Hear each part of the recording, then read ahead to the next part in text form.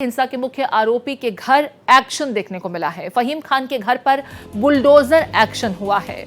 नागपुर हिंसा मामले से जुड़ी हुई बड़ी खबर आपको बता रहे हैं। हिंसा के मुख्य आरोपी फहीम खान के घर के हिस्से को जो अवैध रूप से बनाया गया था, उस पर बुलडोजर एक्शन हुआ है। संजय बाग कॉलोनी स्थित घर पर यह कार्रवाई की गई है। घर के कुछ हिस्से को जो अवैध घोषित किया गया था, वहां पर बुलडोजर एक्शन देखने को मिल रहा है। मौके पर भारी पुलिस बल की तैनातगी भी है। देखिए, बुलडोजर लेकर के पहुंचा निगम का दस्ता। इनका जो घर था, जो अवैध तरीके से उसका कुछ हिस्सा बनाया गया था, उस अवैध हिस्से को तोड़ा जा रहा है। यहां पर पुलिस बल की भारी तैनातगी की गई है। ये देखिए, घर के जिस हिस्से को गलत तरीके से बनाया गया था, नक्शे में जो पास नहीं था, लेकिन उस निर्माण कार्य को भी यहाँ पर घर बनाते समय किया गया, उसे निगम का दस्ता बुलडोजर के साथ पहुंचा और ढहाया गया। ये देखिए, बालकनी के हिस्से को, नीचे जो एक्स्ट्रा एनक्रोचमेंट था, उस एरिया को भी यहाँ पर बुलडोजर एक्शन के बाद डेमोलिश किया गया है। नागपुर हिंसा के मुख्य आरोपी फहीम खान का घर ये आप देख रहे हैं अपने टीवी स्क्रीन पर, जहां पर आज निगम का दस्ता पहुंचा बुलडोजर के साथ में, और नक्शे में घर का जो हिस्सा अवैध पाया गया है, उस पर बुलडोजर की कार्रवाई की गई है। उस हिस्से को डेमोलिश किया गया। ये देखिए किस तरीके से बुलडोजर एक्शन फहीम खान के घर पर आज देखने को मिला। नागपुर से तस्वीरें आप अपनी टीवी स्क्रीन पर देख रहे हैं। बड़ी संख्या में यहाँ पर इस दरमियान पुलिस बल की तैनातगी भी रही, क्योंकि इस इलाके में बीते दिनों हमने ज़बरदस्त हिंसा देखी थी। ऐसे में किसी भी तरह की अप्रिय घटना दोबारा ना हो, लॉ एंड ऑर्डर की सिचुएशन क्रिएट ना हो, लोगों का विरोध देखने को ना मिले, ऐसे में एहतियातन यहाँ पर भारी पुलिस बल की तैनातगी की गई। इस दरमियान जब निगम का दस्ता पहुँचा और बुलडोज़र की ज़मींदोज़ किए जाने की उस हिस्से को जो अवैध था, उस कार्रवाई के दरमियान बड़ी तादाद में यहाँ पुलिस बल की तैनातगी देखने को मिली। तस्वीरें आप अपनी टीवी स्क्रीन पर देख रहे हैं। नागपुर से तस्वीरें, जहां फहीम खान के घर पर आज अवैध हिस्से को बुलडोजर की मदद से डेमोलिश किया गया है। हमारे साथ अभिषेक पांडे जुड़ गए हैं। अभिषेक, बुलडोजर एक्शन यहां पर घर के उस हिस्से पर देखने को मिला है जो अवैध रूप से बनाया गया था। अवैध निर्माण पर बुलडोजर की कार्रवाई।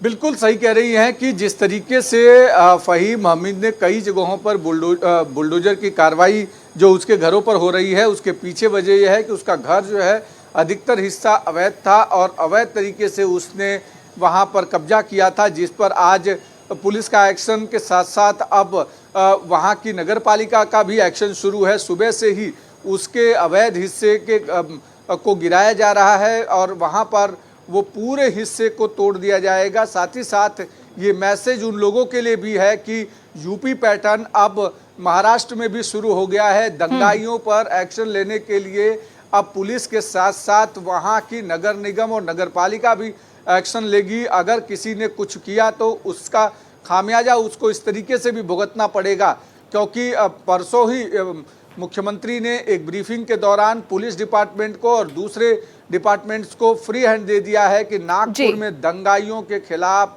कड़े एक्शन होने चाहिए, और वो एक्शन दिख रहा है जब सुबह से ही बुलडोजर की कार्रवाई हो रही है फहीम शमीम के घर पर, और वहाँ पर किस तरीके से उसके घर को तोड़ा जा रहा है। कई बुलडोजर लगाए गए हैं ताकि उसके घर के अवैध हिस्से को तोड़ दिया जाए। यहाँ पर पुलिस की एडिक्वेट फोर्स भी डिप्लॉय की गई थी, ताकि इलाके के लोग अगर विरोध करें तो उसे समय रहते कंटेन किया जा सके। फिलहाल क्या कुछ हालात हैं और स्थानीय लोगों का इस बुलडोजर एक्शन के बाद क्या कुछ कहना है? देखिए, पुलिस का एडिशनल डिप्लॉयमेंट इसलिए है क्योंकि कानून व्यवस्था न बिगड़ने पाए, और खास करके चूंकि नागपुर में अभी हाल में तुरंत दंगे हुए हैं, तो ऐसे में सभी सेंसिटिव इलाके में पुलिस फोर्सेस की डिप्लॉय की गई है, ज़्यादा फोर्सेस लगाई गई हैं। और फहीम खान जो कि जिसके ऊपर एक्शन चल रहा है इस समय बुलडोजर का, जिसके घर पर उसके आसपास के हिस्से को पूरी तरीके से पुलिस फोर्स ने छावनी में तब्दील किया हुआ है। साथ ही साथ जो भी आसपास के हिस्से में आ रहा है उसको सभी को वहां पर से भगाया जा रहा है, वहां आने नहीं दिया जा रहा है। और पुलिस ने साफ तौर पर कह दिया है कि जो भी इसके दायरे में आएगा, जिसने भी गलत काम किया होगा, उसके खिलाफ एक्शन होगा और दंगाइयों पर कठोर एक्शन होगा, क्योंकि पुलिस वालों पर जिस तरीके से हाथापाई की गई, उनके ऊपर पत्थरबाजी की गई, चाकुओं से मारा गया, तलवारों का उपयोग किया गया, ये कहीं न कहीं कानून व्यवस्था के खिलाफ है और जो भी इसको बिगाड़ने की कोशिश कर रहा है कानून को, उसके खिलाफ एक्शन शुरू है।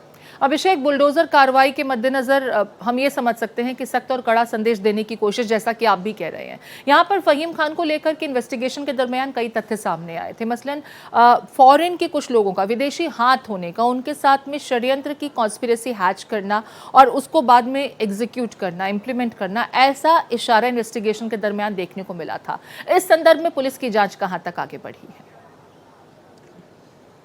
देखिए, पुलिस इस पूरे मामले में जांच कर रही है। 100 से अधिक लोगों को गिरफ्तार किया जा चुका है, 100 से ज़्यादा वेबसाइट्स को ब्लॉक किया जा चुका है और उसमें जो आपत्तिजनक टिप्पणियां थी उनको निकाला जा चुका है। लेकिन जिस तरीके के आपत्तिजनक टिप्पणियां सामने आई और जिस तरीके से जो आरोपी पकड़े गए उनके प्रोफाइल चेक किए गए, तो उसमें पता चला कि कईयों को बांग्लादेश से या तो रिटर्न है या तो बांग्लादेश की जो प्रोगेटिव साइट्स हैं, जो भड़काने वाली साइट्स हैं, उनको फॉलो करते हैं। तो इससे ये समझ में आ रहा है कि कहीं न कहीं इस पूरे मामले में बांग्लादेशी कनेक्शन है। लेकिन ऑफिशियल जो है पुलिस इस पूरे मामले की जांच कर रही है। हर आरोपियों के हर सोशल मीडिया अकाउंट्स खंगाले जा रहे हैं, उनके फ़ोन कॉल्स और डिटेल्स खंगाली जा रही हैं, जिससे ये आइडेंटिफाई किया जा सके। दूसरा महत्वपूर्ण चीज़ कि जिस तरीके से फ़हीम खान, जिसको फ़हीम खान है, जिसके घर पर एक्शन चल रहा है, उसने कुछ दिनों के भीतर बांग्लादेशी कई वेबसाइट्स को फॉलो किया है, जो जहां पर आपत्तिजनक और देश विरोधी गतिविधियां होती हैं। तो उन सारी चीज़ों को ध्यान में रखते हुए उसके खिलाफ देशद्रोह के तहत मुकदमा भी दर्ज हुआ है, उस पर भी वो आरोपी है। अभिषेक, यहाँ पर जिस तरह की हिंसा देखने को मिली, वो हिंसा अचानक नहीं हो सकती। ये तो बहुत क्लियर है कि सुनियोजित साजिश था, लेकिन अभी तक पुलिस एविडेंस जुटा रही है। इस मामले में फहीम के अलावा मुख्य कॉन्स्पिरेटर्स में कुछ और भी चेहरे हैं क्या? अभी कुछ और गिरफ्तारियां होनी भी बाकी हैं, जैसा कि आप भी बता रहे हैं 100 से ज्यादा गिरफ्तारियां हुई हैं, कई पर्चे दाखिल किए गए हैं, साइबर पुलिस में भी, रूरल में भी, स्थानीय पुलिस स्टेशन द्वारा भी पर्चे दाखिल किए गए। लेकिन जितनी तस्वीरें सामने आई हैं हिंसा से जुड़ी हुई, उसे देख करके ऐसा लगता है कि पहले से इस कॉन्स्पिरेसी को इंप्लीमेंट करने के लिए तैयारी की गई थी और मौका पाते ही उसे इंप्लीमेंट कर भी दिया गया। इस संदर्भ में पुलिस अधिकारियों से अगर आपकी बातचीत हुई हो, उनका क्या कुछ कहना है?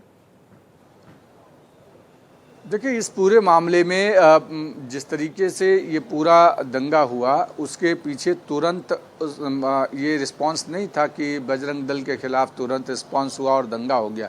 इसके पीछे पूरी भूमिका बनाई गई, कई सीसीटीवी खंगाले गए, जिस सीसीटीवी में ये पाया गया कि वहाँ पे दोपहर में भी रेकी कर रहे थे। साथ ही साथ 12 नाबालिग बच्चे मिले हैं। नाबालिग बच्चों का उपयोग इसलिए किया गया क्योंकि सीसीटीवी तोड़ना, क्योंकि अगर उनकी कॉन्स्पिरेसी अगर आप देखेंगे या थोड़ा सा उसको उन सारी जो मिसिंग लिंक्स को अगर हम एक करेंगे, तो उसमें ये देखेंगे कि पहले एक नाबालिग बच्चा सीसीटीवी तोड़ता है और उसके बाद दंगाइयों की भीड़ आगे बढ़ती है। यानी सीसीटीवी की पहले रैकी होती है, कहाँ कहाँ सीसीटीवी है, और उसके बाद दंगाइयों द्वारा नाबालिग बच्चों का उपयोग करके उनके सीसीटीवी तोड़वाए जाते हैं और उसके बाद वो आगे बढ़ते हैं। क्योंकि नाबालिग बच्चे वो जुवेनाइल कोर्ट में जाएंगे और उनको सुधार गृह में भेजा जाएगा, तो उनका उस तरीके से क्रिमिनल ऑफेंस या क्रिमिनल रिकॉर्ड नहीं बनेगा। गंभीरता के साथ वो मामला नहीं बनेगा अगर जुवेनाइल्स का इस्तेमाल इस तरह की क्राइम को अंजाम देने के लिए किया जाता है।